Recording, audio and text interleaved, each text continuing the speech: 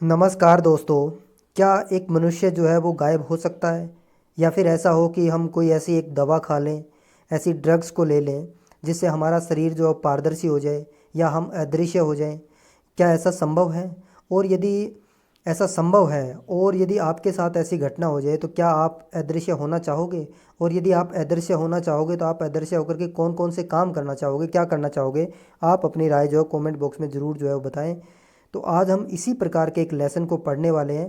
Class 10 की एक story है, फुटप्रिंट विदाउट फीट बुक जो है उसके अंदर लेसन 5।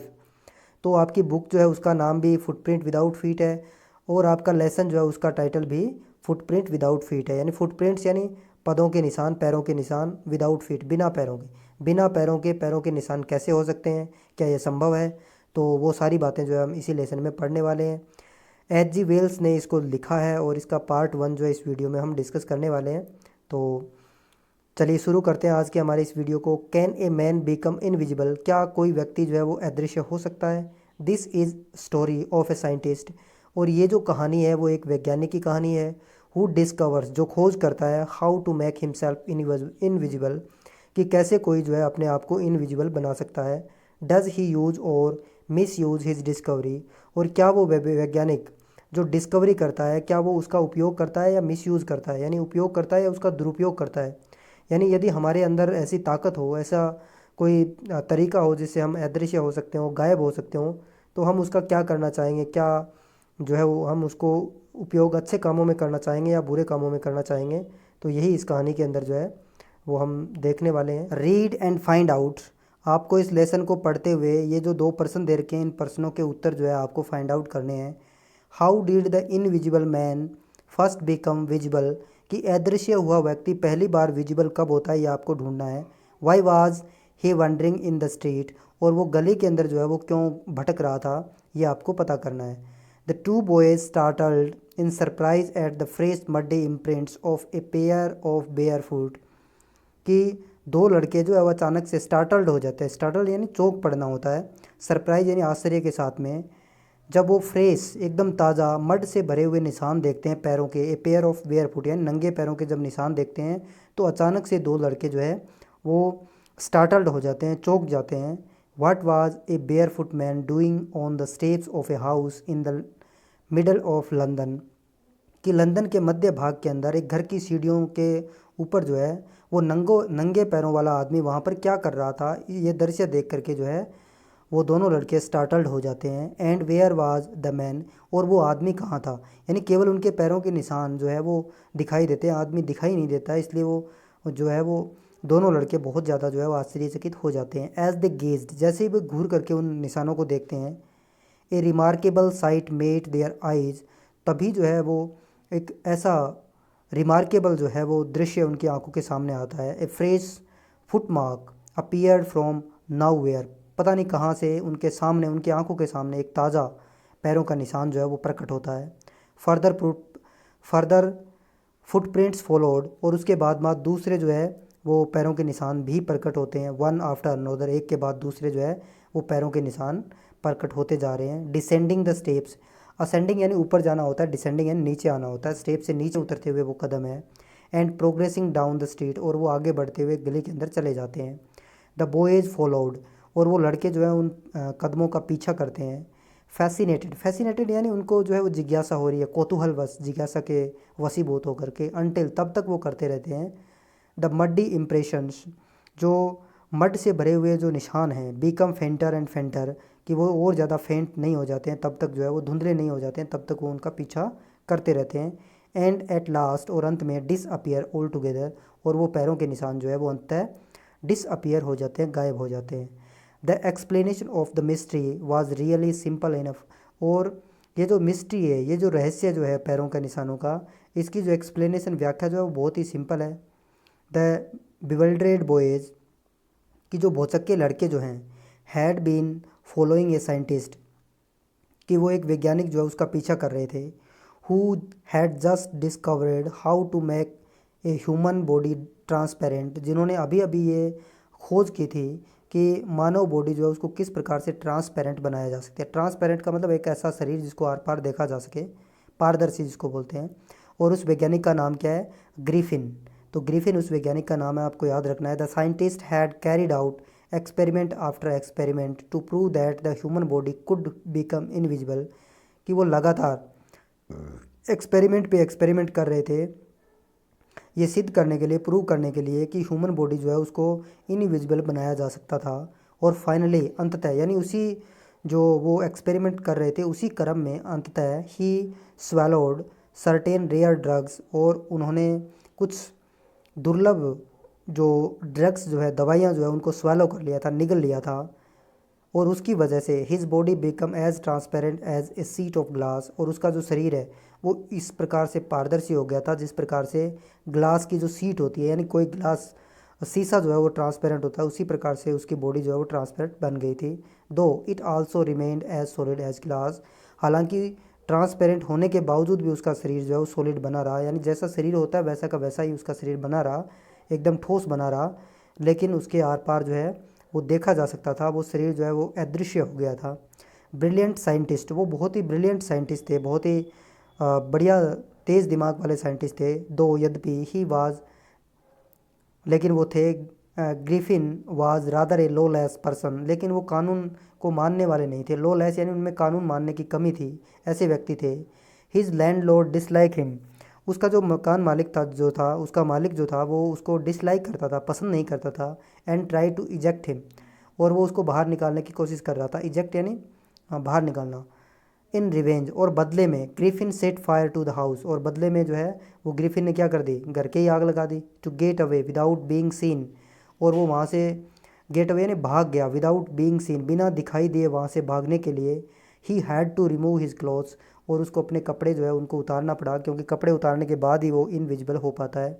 और थस, इस प्रकार से, it was that he become homeless wanderer without clothes without money and quite invisible, और इस प्रकार से वो बन गया एक बेघर, घूमने वाला, बिना कपड़ों वाला, विदाउट मनी, बिना पैसों वाला, एंड क्वाइट इनविजिबल, और लगभग लगभग अदृश्य वो बन गया था। और वो गलियों में घूम रहा था। अनटिल, तब तक वो इनविजिबल बना रहा जब तक कि he happen to step in some mud, कि जब तक कि उनके साथ में ये नहीं हुआ कि उसने किसी कीचड़ के अंदर अपने पैरों को नहीं रखा, स्टेप्स को नहीं रखा, तब तक वो इनविजिबल बना रहा।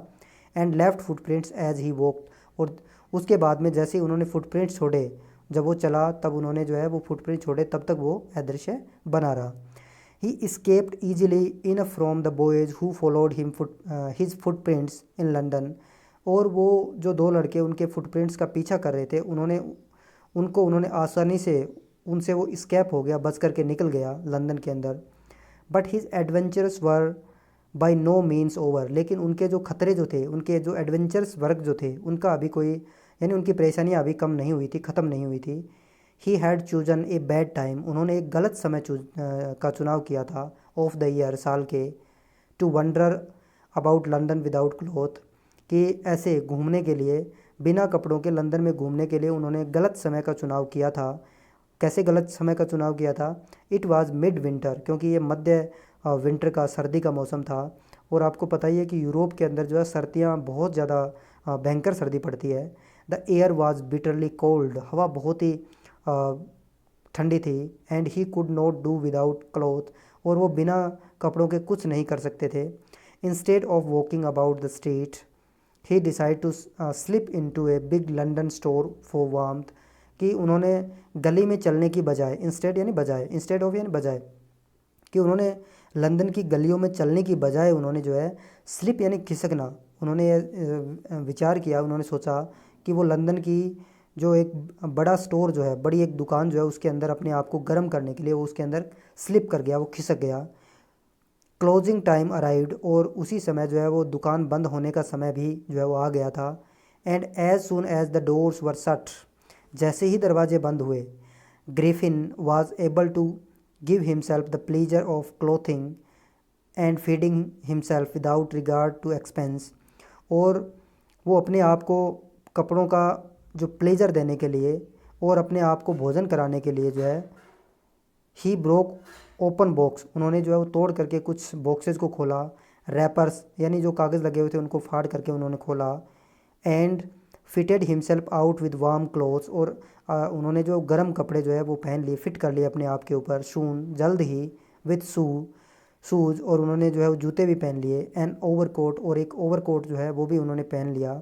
एंड ए वाइड ब्रिमेड हैट, और एक लंबी चौड़ी किनारी वाला जो है उन्होंने हैट भी जो है वो पहन लिया था।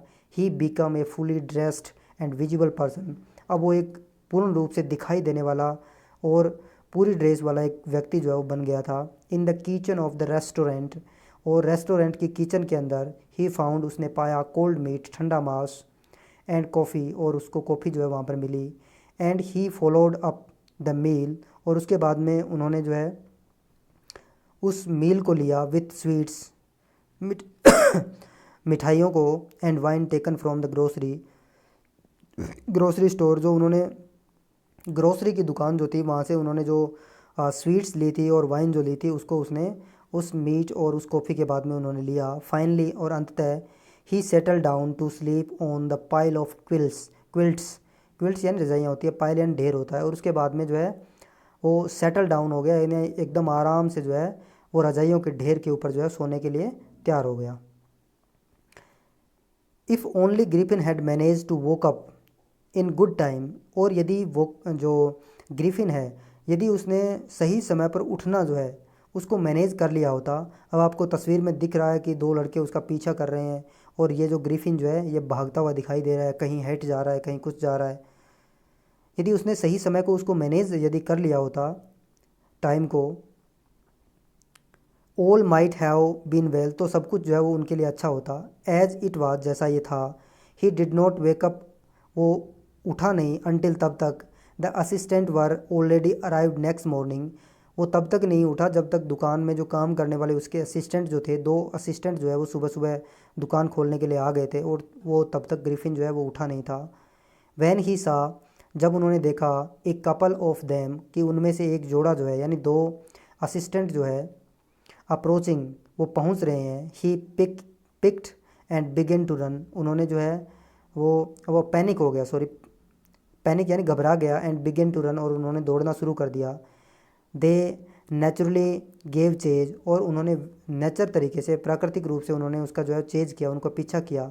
इन द एंड, और अंत में, he was able to escape, और वो अंत में उनसे बचने में जो है वो योग्य हो गया था। By quickly taking of his newly found clothes, उन्होंने जो नए नए कपड़े जो प्राप्त किए थे उनको वो एक एक करके कपड़ों को उतारता गया, और जैसे जैसे वो कपड़े उतारता गया वो इनविजिबल होता गया, और उन दो लोगों से उन्होंने पीछा छुड़ा लिया।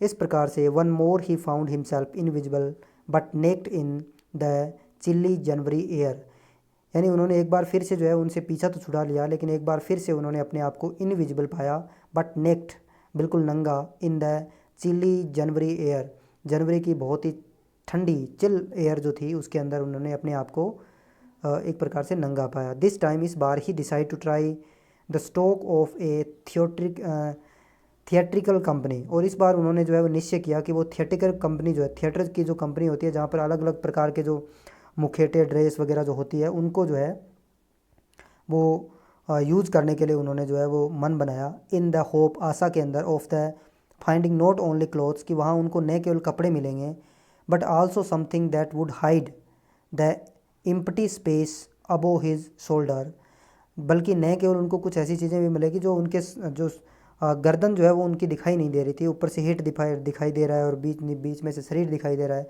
तो जब तक उसके पूरे शरीर के ऊपर कपड़े नहीं आएंगे तब तक वो पूरा विजिबल नहीं होगा। तो उसने सोचा कि थिएट्रिकल कंपनी जो है वहाँ पर उनको कुछ जो है वो अलग अलग प्रकार के कॉस्ट्यूम्स जो है वो मिल जाएंगे, और वो अपने आप को हाइड द इम्पटी स्पेस, वो अपने शोल्डर के ऊपर का जो इम्पटी स्पेस है उसको हाइड कर पाएगा। सिवरिंग विद द कोल्ड, ठंड से कांपते हुए, ही हरिड टू ड्री लेन, और उन्होंने डरी लेन, जो the centre of the theatrical word, जो थिएटर वर्ड का जो सेंटर है, डेरी लेन, उसकी तरफ जो है उन्होंने बढ़ना शुरू कर दिया तेज़ी से। ही सून फाउंड ए सुटेबल शॉप, और जल्द ही उन्होंने जो है उसके लिए सुटेबल शॉप जो उसको मिल गई थी। He made his way invisibly, उन्होंने अपना रास्ता जो है वो अदृश्य तरीके से जो है वो तय किया। अपस्टेयर, सीढ़ियों से ऊपर गया। Come out a little letter wearing bandage round his forehead, और वो come out a little letter wearing bandage, और वहाँ से वो एक छोटी सी पट्टी जो है वो बांध करके अपने फोरहेड के ऊपर जो है वो बाहर आया। डार्क ग्लासेज, और उन्होंने जो है वो आ, गहरे चश्मे जो है वो लगा लिए। फॉल्स नोज, नकली नाक जो उन्होंने लगा ली। बिग ब्यूसी साइड विस्कर्स, और उन्हें विस्कर्स यानी मूंछें होती है वो लगा ली। एंड एट लार्ज हैट, और एक बहुत बड़ा सा उन्होंने हैट लगा लिया। टू इसकेप, बचने के लिए। विदाउट बीइंग सीन, बिना दिखाई देने के लिए। He cautiously he cautiously attack the shopkeeper from behind, और उन्होंने जो है वो शॉपकीपर जो था उसके पीछे से उसके ऊपर आक्रमण किया। After which he robed him all the money he could find, और उसके बाद में उन्होंने जो भी पैसे उसको मिले उन पैसों की वो उन्होंने लूट लिया। और इसके साथ ही ये पार्ट समाप्त होता है। मिलते हैं किसी नेक्स्ट वीडियो में, तब तक के लिए धन्यवाद।